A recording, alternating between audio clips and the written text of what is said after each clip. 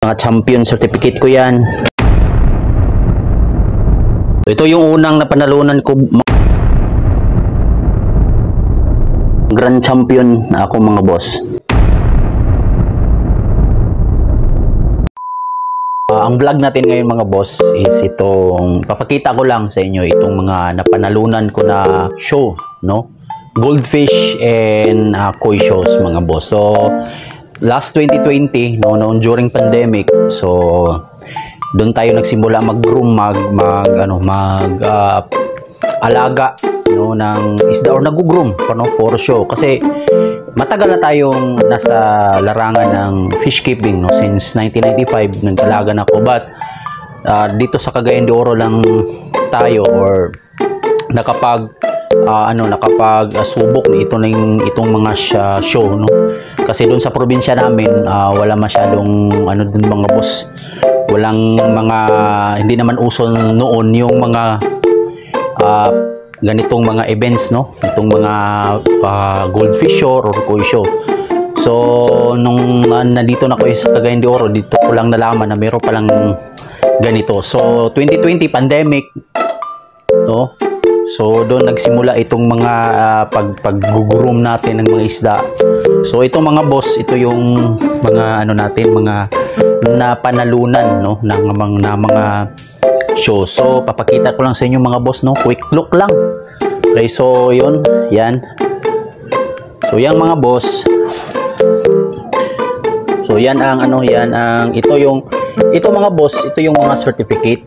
Yan, ito yung unang nung hindi pa uso yung mga trophy ganito mga boss.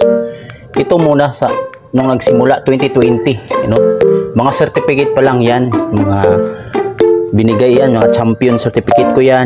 Ito mga runner ups sa goldfish, yan. Ito naman sa koi, no? So nung nauso na mga boss itong mga trophies, no, way back 2021, no? Ito na mga boss yung mga trophies natin. Yan, yung mga medal. Yan.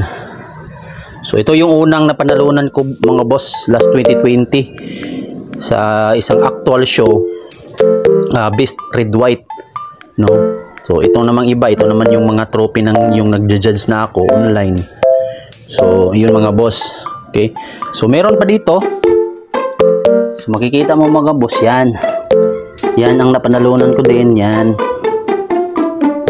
yung junior koi show ko na grand champion na ako mga boss. Sa mga show, meron ba din tayong mga naka-experience din tayo ng mga panalo. Okay, so lahat ng mga isda ko talaga ay groom with Pro-A Extreme Probiotics. Okay, so yung pellets ko naman gamit before is the Hufu.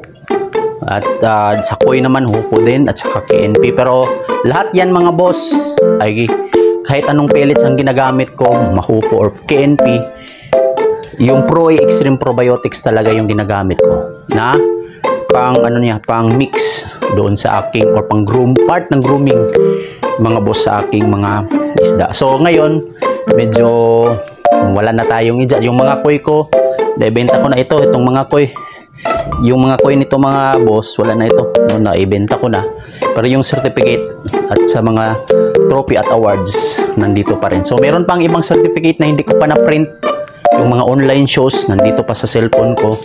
Hindi po ko siya na-print at hindi ko pa nabilihan ng frame. So ito meron pa, no. So may madadagdagan itong mga frame certificate ko. So yun lang mga boss yung sinishare ko sa inyo. And happy fish keeping sa mahilig dyan sa pagkikip or pag-aalaga ng mga ornamental fish.